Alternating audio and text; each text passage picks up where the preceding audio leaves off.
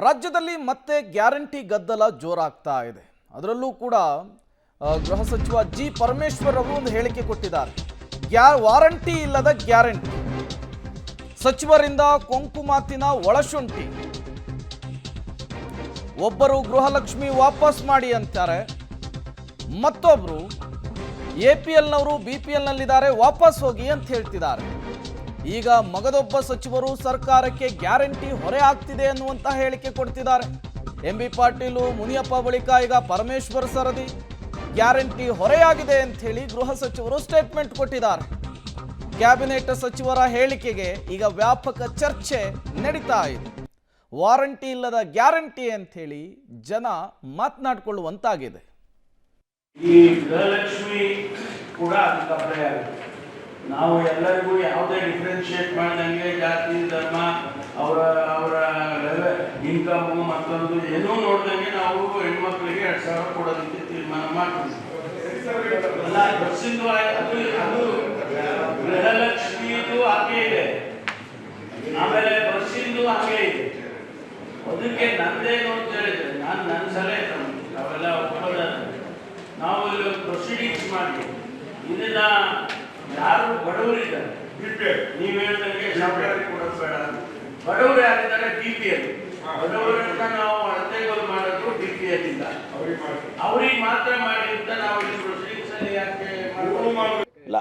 ಹೊರೆ ಅಂತೂ ಖಂಡಿತ ನೋಡಿ, ಹೊರೆ ಆಗಿದೆ ಅನ್ನೋದರಲ್ಲಿ ಎರಡು ಮಾತಿಲ್ಲ. ಆದರೆ ಯಾವುದಕ್ಕೋಸ್ಕರ ಹೊರೆ ಆಗಿದೆ, ಬಡವರಿಗೋಸ್ಕರ ಹೊರೆ, ಅದನ್ನು ತಡ್ಕೊಳ್ಬೇಕಲ್ಲ ಸರ್ಕಾರ. ನಮ್ಗೆ ಗೊತ್ತಿತ್ತು ಹೊರೆ ಆಗುತ್ತೆ ಅಂತಲೇ ಗೊತ್ತಿತ್ತು, ಅದಕ್ಕಾಗಿ ಬಡವರಿಗೋಸ್ಕರ ಕೊಡುವ ಕಾರ್ಯಕ್ರಮದಲ್ಲಿ ಹೊರೆ ಆಗಲೇಬೇಕು. ಅದನ್ನು ಕಾನ್ಷಿಯಸ್ಲಿ ನಾವು ಮಾಡಿದ್ದೀವಿ, ಗೊತ್ತಿಲ್ಲದೆ ಮಾಡಿಲ್ಲ, ಗೊತ್ತಿದ್ದೇ ಮಾಡಿದ್ದೀವಿ. ಈ BPL ಕಾರ್ಡ್ ಏನೋ ಪರಿಷ್ಕರಣೆ ಆಗುತ್ತಾ ಅಂತ ಸರ್? ಇಲ್ಲ, ಅದೇ ಚರ್ಚೆ ಆಗಬೇಕು. ಈಗ ನಮಗೆ ಹೊರೆ ಆಗಿದೆ ಅನ್ನುವಂತಹ ವಿಚಾರ ಹಲವು ದಿನಗಳಿಂದಲೂ ಆಗ್ತಾ ಇರುವಂತಹ ಚರ್ಚೆ. ಇಲ್ಲಿಯವರೆಗೂ ಕಾಂಗ್ರೆಸ್ ನಾಯಕರು ಅದನ್ನು ಒಪ್ಕೊಳ್ತಾ ಇಲ್ಲ. ಇತ್ತೀಚೆಗೆ ಒಪ್ಕೊಳ್ಳುವಂಥ ಹಂತಕ್ಕೆ ಬಂದಿದ್ದಾರೆ. ಅದಕ್ಕೆ ಜಿ ಪರಮೇಶ್ವರ್ ಅವರ ಹೇಳಿಕೆ ಕೂಡ ಸಾಕ್ಷಿ. ಬಟ್ ಸರ್ಕಾರ ಅದನ್ನು ಅಧಿಕೃತವಾಗಿ ಒಪ್ಕೊಳ್ಳೋದಕ್ಕೆ ರೆಡಿ ಇಲ್ಲ. ನಾವು ನಿಭಾಯಿಸ್ತೇವೆ, ನಾವೆಲ್ಲವನ್ನು ಕೂಡ ಸರಿ ಮಾಡ್ತೇವೆ ಅನ್ನುವಂತಹ ಅರ್ಥದಲ್ಲಿ ಮಾತನಾಡ್ಕೊಳ್ತಾನೆ ಬರ್ತಿದ್ದಾರೆ. ಬಟ್ ಗ್ಯಾರಂಟಿ ವಿಚಾರಕ್ಕೆ ಆಗಾಗ ಈ ರೀತಿಯ ಹೇಳಿಕೆಗಳು ಸಹಜವಾಗಿಯೇ ಕಾಂಗ್ರೆಸ್ ವಲಯದಿಂದ ಕೇಳಿ ಬರ್ತಾ ಇರುವಂಥದ್ದು. ಇದೇ ಗ್ಯಾರಂಟಿಯನ್ನೇ ನಂಬಿಕೊಂಡು ಕಾಂಗ್ರೆಸ್ ಅಧಿಕಾರಕ್ಕೆ ಬಂದಿರುವಂಥದ್ದು. ನಾವು ಅನುಷ್ಠಾನಕ್ಕೆ ತಂದಿದ್ದೇವೆ, ನುಡಿದಂತೆ ನಡೆದಿದ್ದೇವೆ ಅಂಥೇಳಿ ತಮ್ಮ ಬೆನ್ನನ್ನು ತಾವೇ ತಟ್ಕೊಂಡಿರುವಂಥದ್ದು. ಈಗ ಅದೇ ಗ್ಯಾರಂಟಿ ಹೊರೆ ಆಗ್ತಾ ಇದೆ ಅನ್ನೋದು ಕೂಡ ಗೊತ್ತಾಗ್ತಾ ಇದೆ. ಮತ್ತಷ್ಟು ಡೀಟೇಲ್ಸ್ ಕೊಡ್ತಾರೆ ರವೀಶ್, ನೇರ ಸಂಪರ್ಕದಲ್ಲಿ ಜಾಯ್ನ್ ಆಗಿದ್ದಾರೆ. ರವೀಶ್, ಗ್ಯಾರಂಟಿ ಗದ್ದಲ ರಾಜ್ಯದಲ್ಲಿ ಮತ್ತೆ ಜೋರಾಗೋ ಹಂಗೆ ಕಾಣಿಸ್ತಾ ಇದೆ. ಸ್ವತಃ ಗೃಹ ಸಚಿವರೇ ಒಪ್ಕೊಂಡು ಬಿಟ್ಟಿದ್ದಾರೆ ಗ್ಯಾರಂಟಿ ನಮಗೆ ಹೊರೆ ಆಗ್ತಾ ಇದೆ ಅಂಥೇಳಿ. ಬಟ್ ಈ ಗ್ಯಾರಂಟಿ ವಿಚಾರದಲ್ಲಿ ಒಬ್ಬೊಬ್ಬರು ಒಂದೊಂದು ರೀತಿಯ ಹೇಳಿಕೆ, ಏನನ್ನು ಸೂಚಿಸ್ತಾ ಇದೆ ಇದು ಅಂಥೇಳಿ? ಪ್ರೇಮ್, ಖಂಡಿತವಾಗಿ ಕೂಡ ಸಿದ್ದರಾಮಯ್ಯ ಅವರ ಕ್ಯಾಬಿನೆಟ್ನಲ್ಲಿ ಎಲ್ಲ ಸಚಿವರುಗಳು ಕೂಡ ಒಂದು ರೀತಿಯಲ್ಲಿ ಫೈನಾನ್ಸ್ ಮಿನಿಸ್ಟರ್ ಆಗಿಬಿಟ್ಟಿದ್ದಾರೆ. ಅಂದರೆ ಗ್ಯಾರಂಟಿಯನ್ನು ತಂದಂಥ ಸಂದರ್ಭದಲ್ಲಿ ಅದಕ್ಕೆ ಆಗಬೇಕಾಗಿರ್ತಕ್ಕಂಥ ಹಣಕಾಸು ಹೊಂದಾಣಿಕೆಯನ್ನು ನಾವು ಮಾಡ್ತೇವೆ, ಎಲ್ಲ ರೀತಿಯಲ್ಲೂ ಕೂಡ ಅದಕ್ಕೆ ನಾವು ಸಿದ್ಧವಾಗಿದ್ದೇವೆ ಅಂತ ಆರಂಭದಿಂದಲೂ ಕೂಡ CM ಸಿದ್ದರಾಮಯ್ಯ ಹೇಳ್ತಾ ಇದ್ರು. ಆಗ ಸ್ವಲ್ಪ ಏರುಪೇರಾದಂಥ ಸಂದರ್ಭದಲ್ಲೂ ಕೂಡ ಎಲ್ಲ ಸಚಿವರು ಒಂದೊಂದು ಹೇಳಿಕೆಗಳನ್ನು ಕೊಡ್ತಾ ಬರ್ತಾಯಿದ್ರು. ಈಗ ಎಲ್ಲ ಒಂದು ಕಡೆ ಮತ್ತೆ ಈ ಸರ್ಕಾರ 1.5 ವರ್ಷ ಪೂರೈಸಿದ ಬಳಿಕ 2ನೇ ವರ್ಷಕ್ಕೆ ಇನ್ನೇನು ದಾಪುಗಾಲು ಇಡ್ತಾ ಇದೆ. ಇಂಥ ಸನ್ನಿವೇಶದಲ್ಲಿ ಮತ್ತೊಂದು ಬಜೆಟ್ ಕೂಡ ಬರ್ತಾ ಇದೆ. ಆದರೆ ಪ್ರತಿ ಸಚಿವರು ಕೂಡ ಒಂದೊಂದು ಹೇಳಿಕೆಯನ್ನು ಕೊಡ್ತಾ ಇದ್ದಾರೆ.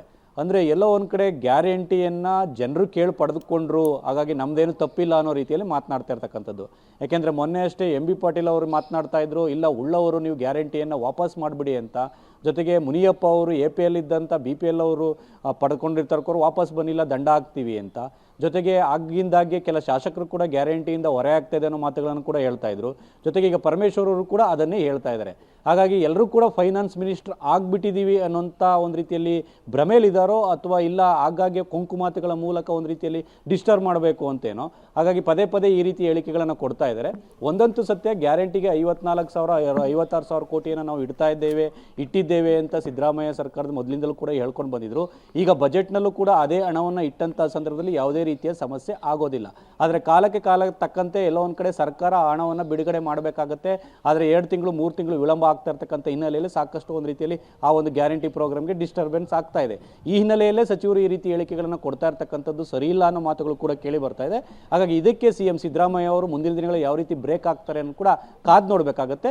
ಅಂದರೆ ಪರಿಷ್ಕರಣೆ ವಿಚಾರವಾಗಿ ಆಗಿಂದಾಗೆ ಕೊಂಕು ಮಾತುಗಳನ್ನು ಕೂಡ ಆಡ್ತಾ ಇರ್ತಕ್ಕಂಥದ್ದು. ಯಾಕೆಂದರೆ ಅವರೇ ಕೊಟ್ಟಂಥ ಗ್ಯಾರಂಟಿಗೆ ವಾರಂಟಿ ಇಲ್ತಾ ಇರತಕ್ಕಂಥದ್ದು ಕೂಡ ಒಂದು ರೀತಿಯಲ್ಲಿ ಜನರ ಆಕ್ರೋಶಕ್ಕೆ ಕಾರಣವಾಗಿರ್ತಕ್ಕಂಥದ್ದು. ಹಾಗಾಗಿ ಸಚಿವರುಗಳು ಇನ್ನಾದರೂ ಕೂಡ ಆ ಮಾತನ್ನು ನಿಲ್ಲಿಸಬೇಕಾಗುತ್ತೆ. ಯಾಕೆಂದರೆ ಗ್ಯಾರಂಟಿ ವಿಚಾರವಾಗಿ ಸಂಪನ್ಮೂಲ ಕ್ರೋಢೀಕರಣ ಹೇಗೆ ಮಾಡಬೇಕು ಅನ್ನೋದು ಹಣಕಾಸು ಸಚಿವರಿಗೆ ಗೊತ್ತಿರುತ್ತೆ.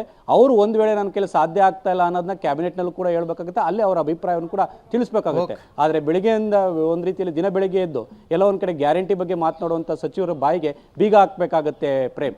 ಓಕೆ, ಥ್ಯಾಂಕ್ ಯು ರವೇಶ್ ತಮ್ಮೆಲ್ಲ ಮಾಹಿತಿಗಾಗಿ.